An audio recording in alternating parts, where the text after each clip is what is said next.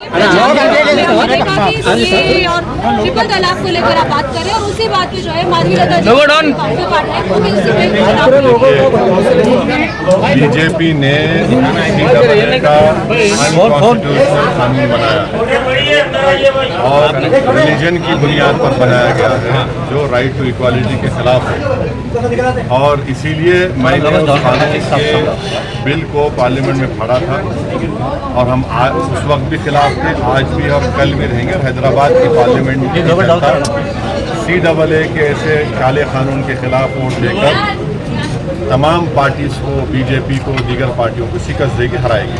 अभी जिस तरह से हम देख रहे हैं कि सबके प्रचार कर रहे हैं, कांग्रेस के खुद के नेता भी ये कह रहे हैं कि फिरोज खान जैसे नेता कि पहले हम उनके खिलाफ लड़ रहे थे, अब उनके साथ लड़ने पर मजबूर हैं। एक बात सुन लीजिए, हमारा इस चुनाव में किसी से अलायंस नहीं है।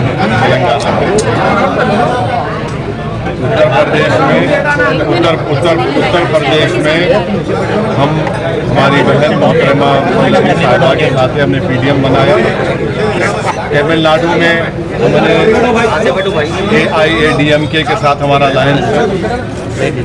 महाराष्ट्र में इम्तियाज जलील साहब बात कर रहे हैं, मगर तेलंगाना में हमारा किसी दूसरी पार्टी से अलायंस नहीं है। उत्तर प्रदेश में PDM हमने बनाया, तमिलनाडु में AIADMK से हमारा अलायंस है।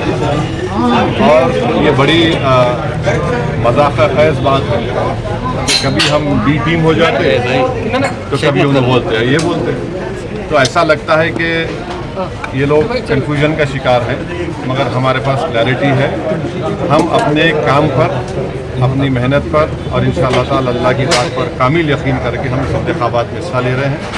और मुझे यकीन है कि हमारे पार्टी के तमाम उम्मीदवार बहैसियत रुकने पार्लियामान MP कामयाब होंगे। सर, माधवी लता जी आरोप करते हैं कि आपके ऊपर, आपके यहाँ असेंबली पार्लियामेंट में तो तकरीबन 6 लाख से ज़्यादा बोकस होता है, जिसकी वजह से आराम से अपना वक्त 3 लाख उधर से जीतते हैं। ऐसा है, देखिए, आपको समझने की ज़रूरत है। कम से कम आप तो अपने आप को इस लेवल पर नीचे मत गिरा दीजिए। आप माशाल्लाह से एक जिम्मेदार सहाफ़ी है, जर्नलिस्ट है, आप पढ़े लिखे हैं, आप थम्सअप नहीं हैं। और आपको मालूम कि हर साल जनवरी में नामों का इंक्लूजन होता है, उसके बाद लिस्ट आती है इलेक्शन कमीशन ऑफ इंडिया की तरफ से, मैं उसको हेड नहीं करता हूँ। फिर हर एक को एक टाइम दिया जाता है कि वो ऑब्जेक्शन दाखिल करे। उसकी टाइम ख़त्म हो जाने के बाद फाइनल वोटर लिस्ट आती है। फिर इलेक्शन से पहले एडिशनल एंड डिलीशन की लिस्ट आने वाली है। अब आप बताइए इससे मेरा क्या रोल है? और आप इलेक्शन कमीशन ऑफ इंडिया को आप गाली दे रहे हैं, इसका मतलब ये ऐसा है। हर पार्टी आती है और चुनाव से पहले इस तरह की बात करते हैं, मगर रियलिटी तो कुछ और ही है। और इस तरह की बात करने से आप हैदराबाद की इलेक्टोरेट को, जिसमें बैकवर्ड क्लास के हमारे भाई हैं, दलित भाई हैं, अल्पसंख्यक समाज, मुसलमान हैं, क्रिश्चियन हैं, उनकी आप तौहीन कर रहे हैं कि वो निकल कर वोट डाल रहे हैं। और उनके वोट की वजह से सब पार्टीज को वोट मिल रहे और MIM को कामयाबी मिल रही। अच्छा, और कुछ आपको पूछना है? सर, तेलंगाना के चीफ मिनिस्टर एक नया मुद्दा उठाए सर, जो 60 साल पहले तो गवर्नमेंट जॉब था, जो 61 ईयर्स तक था, जो वैसे हुकूमत थे। आप बता रहे कि 33 सर्विस होने के बाद नहीं, मैं उस बारे में पढ़ा नहीं। अभी पढ़ने के बाद भी मैं कोई तफसील बयान दे सकता हूँ, पढ़ा नहीं उस बारे में। सर, ये एक मिनट, आप बीजेपी जो कैंडिडेट है वो आपके लिबास को लेकर कमेंट्स कर रहे हैं।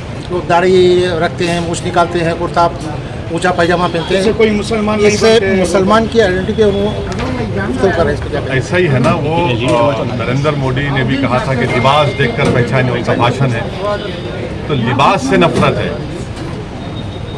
मेरी दाढ़ी से नफरत है, टोपी से नफरत है, हिजाब से नफरत है, मेरे खाने से नफरत है, तो आपको मेरी वजूद से नफरत है।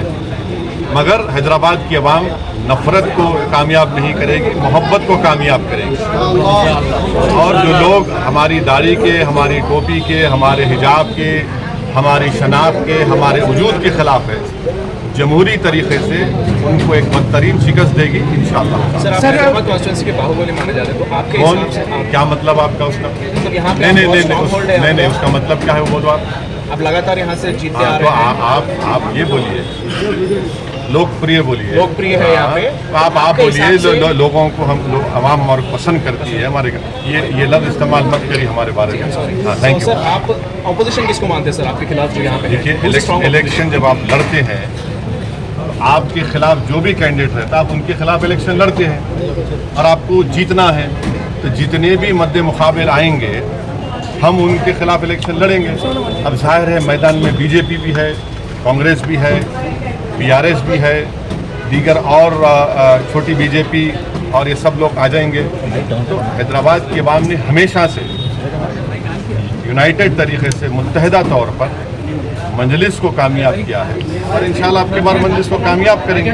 और जैसा कि अभी आपने सवाल किया था कि हम आवाम से अपील कर रहे हैं हैदराबाद की कि CAA कानून के ख़िलाफ़ आप वोट दीजिए, महंगाई के ख़िलाफ़ आप वोट दीजिए, नौजवान जो बेरोज़गारी उसका मुकद्दर बन गया, उनके रोज़गार नहीं मिला, उसके खिलाफ वोट दीजिए, चीन हमारी ज़मीन पर कब्जा करके बैठा हुआ है, उसके खिलाफ आप वोट दीजिए।